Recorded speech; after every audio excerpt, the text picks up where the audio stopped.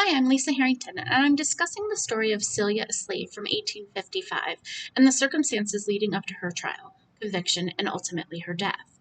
Celia was a slave who, at the age of 14, was purchased by farm owner Robert Newson. Immediately on that first day, it is said that Robert Newson began to abuse and rape Celia. For the next 5 years, he would continue the abuse, which resulted in 2 children.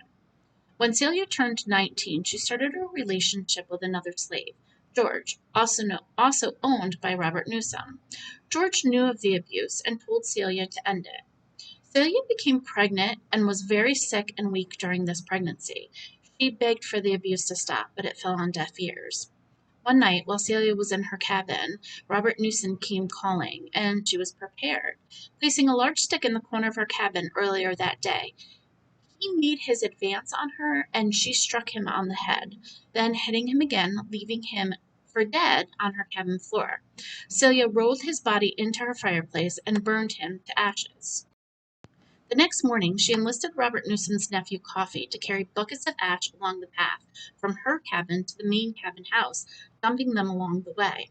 When the family realized that he was missing, they called the police and started the search for him.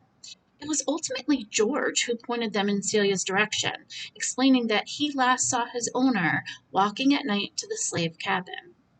After several tries at making Celia confess and threatening to take away her children, she admitted to killing him. After her confession, her cabin was again searched, where they would find burnt items such as his buckle, buttons, and a pocket knife. Celia continued to insist that it was not her intent to kill him, but to defend herself from his advances and the abuse. The trial of Celia was a complex legal proceeding that lasted for several months. The main aspects of the trial included the testimony of witnesses, the examination of physical evidence, and the arguments presented by the prosecution and the defense. The prosecution argued that Celia had committed murder and should be punished accordingly, while the defense argued that Celia had acted in self-defense and should be acquitted. The trial provides valuable insight into the social, political, and legal landscape of the antebellum era of America during the mid-19th century. It highlights the brutal realities of slavery and how the legal system was used to perpetuate it.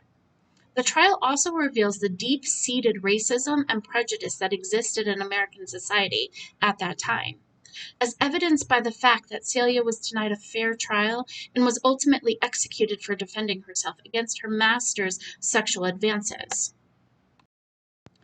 The trial of Celia had far-reaching implications for American history, both in the short term and in the long term. In the short term, the trial sparked a national debate about the morality of slavery and the legal system's role in perpetuating it. It also led to increased awareness of the brutal treatment of slaves and the need for reform. In the long term, the trial helped pave the way for the abolition of slavery and the eventual recognition of civil rights for all Americans. Today, the trial serves as a powerful reminder of the importance of justice, equality, and human dignity. Thanks for listening.